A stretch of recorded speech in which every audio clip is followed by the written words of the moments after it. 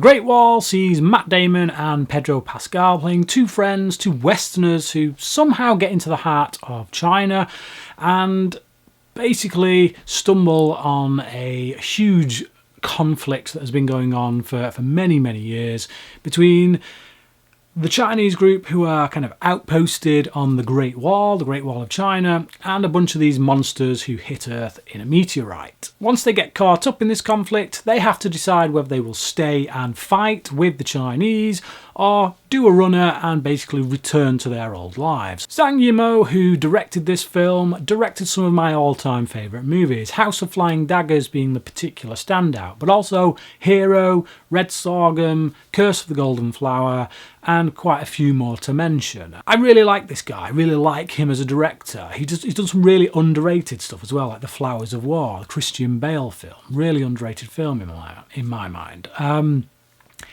He's a particularly good visualist. When you get one of his films coming out, you know you're going to see some stunning visuals, and that is just as much so here.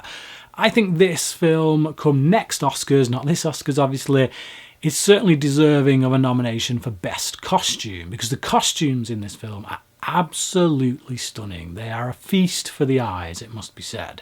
There's a lot of big action set pieces in this that again are really nicely shot. However, all of that visual style and all of those action scenes are kind of propped up on a script that doesn't really work. It kind of misfires.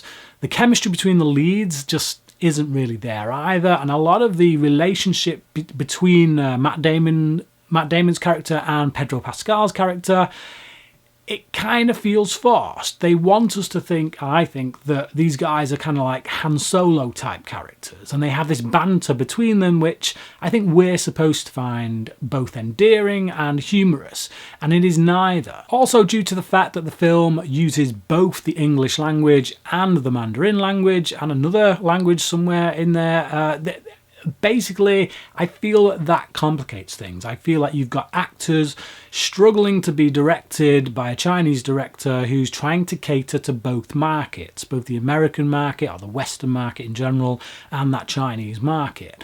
And it all just gets a little bit soulless as a result. Now, I know Zhang Yimou sees this film as a bridge between the two nations, between the West and the East.